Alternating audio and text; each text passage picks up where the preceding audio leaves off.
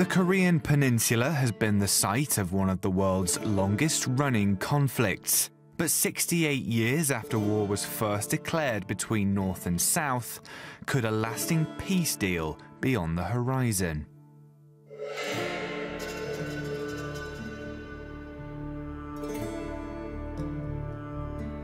From the beginning of the 20th century, Korea was part of the Japanese Empire, but Japan's defeat in the Second World War saw it carved in two by the Allies. In August 1945, two young aides at the US State Department divided the Korean peninsula along a line known as the 38th parallel. The Soviets held the north, the Americans the south.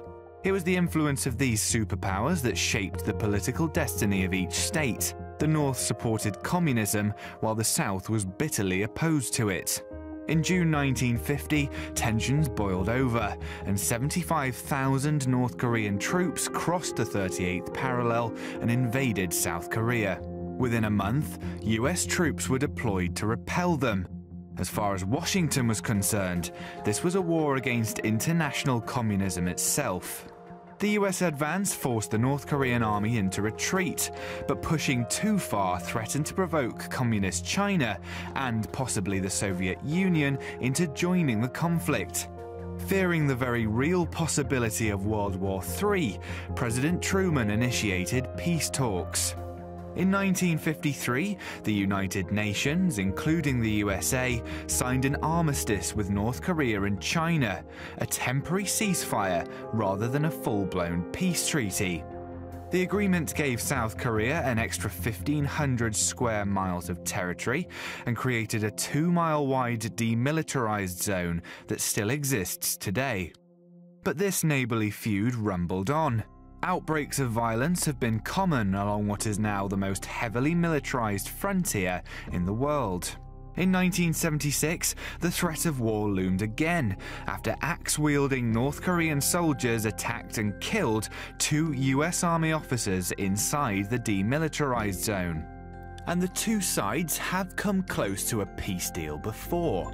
In 2007, both sides settled on dozens of agreements aimed at supporting North Korea's economy and eventual reunification. The talks only broke down after North Korea refused to allow international inspectors to visit its nuclear facilities.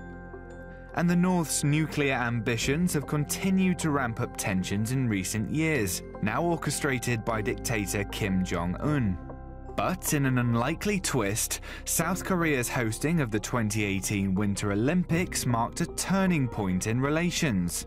North and South fielded a joint team in the women's ice hockey, a historic first, and North Korean dignitaries crossed the border in what was seen as a major diplomatic breakthrough.